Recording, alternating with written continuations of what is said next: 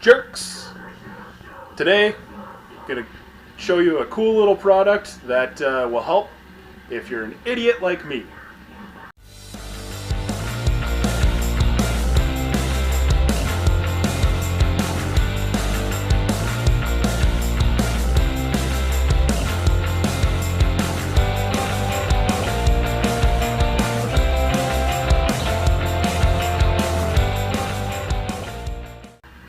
Alright, so new camera, still working on it. Hope you've noticed. It's HD, much like these are actually driving glasses, but they were the closest thing that I could find that would protect my eyes, and you'll see why in a second.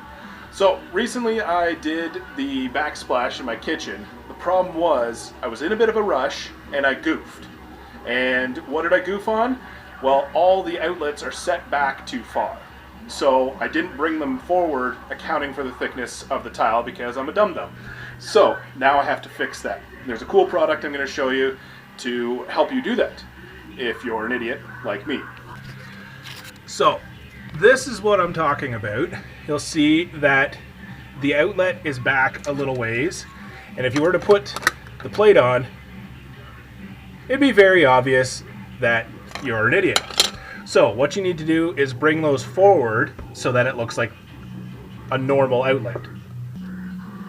This is one that I've already done, and you'll see that instead of this being sunken in, it's out flush where it needs to be.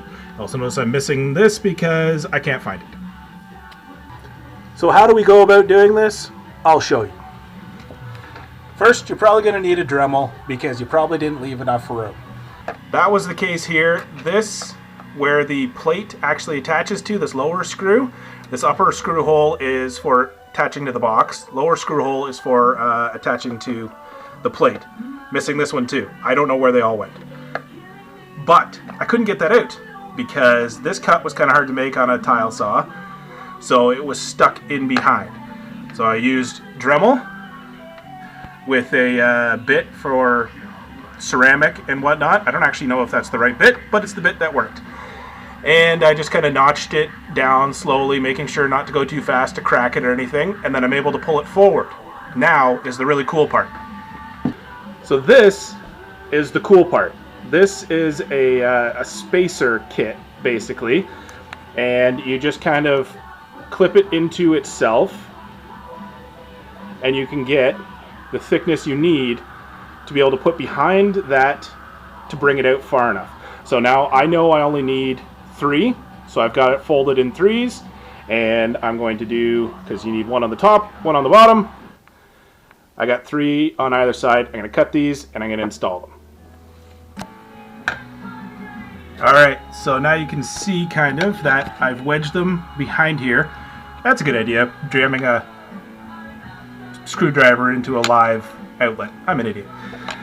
So they're behind here, you put the screw through, and now it holds it out. You'll see that there's no, it's not wiggling or anything like that as I push on it, which is what you want, because you don't want to, especially with an outlet, you don't want to be pulling things in and out and it wiggling all over the place. So you want to make sure that things are pretty nice and tight, and now we can put the faceplate back on this guy. And there you have it. Once again, I cannot find these. I'm missing some screws, so I'm going to have to go buy them.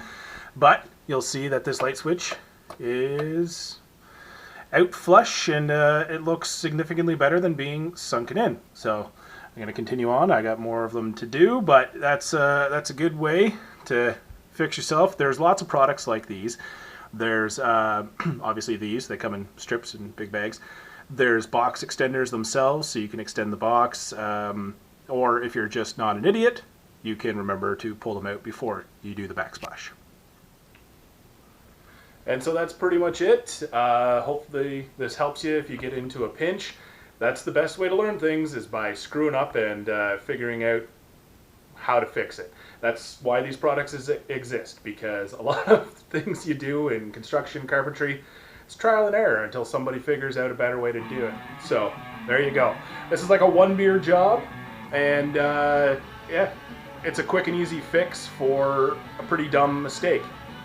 If you can just plan ahead like a non-idiot, you'll be good to go.